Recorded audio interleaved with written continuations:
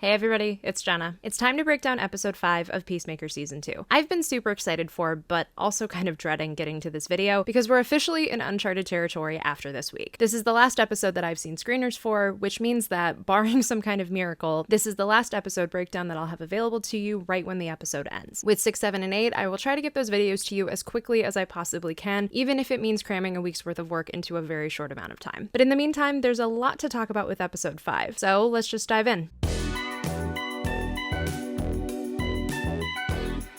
We open with a flashback to Junior's funeral, which we now know that both Amelia and Economos attended. We can headcanon that maybe June or Katana or anyone else was there, but that would basically amount to this tweet, especially given how the new DCU is approaching the events of 2016's Suicide Squad. As James Gunn essentially said on the official Peacemaker podcast, all we can glean from the events of the show so far is that Junior and June were in a relationship right when he died. Not that any of the events in the DCEU's version of Midway City happened over here. And if anything, as I talked about in length in my video about episode 3, that conversation between Junior and Amelia essentially confirms that the events of 2016 Squad couldn't have happened in the way that people probably want. While it would have been fun to see either of them at the funeral, especially given the meme of Katana supposedly having Junior's back, it would have overshadowed everything we get from the scene itself. Plus, I really don't expect to see June or Katana on screen in this universe until there's a real narrative reason for them to be there. Also, so there's potentially the freedom to recast them down the line. The scene between Senior and Amelia, like their conversation in last week's episode, is just so well written and well performed. In a way, it helps prove the point that I was making last week about how screwed up both of them have become while stuck in Argus's system. Down to Senior's line of, quote, "We're all fucked up, Amelia, we could have been accountants." The conversation confirms a bit more about the DCU's version of Operation Jotunheim, which I will always welcome given the fact that the events of the Suicide Squad are supposedly a, quote, "imperfect memory" in this new universe. The operation did definitely still culminate in a fight with Starro, which I am thankful for because I will forever love how he was handled in the Suicide Squad. As much as I would love for the door to be wide open for Starro to inevitably fight the DCU's Justice League,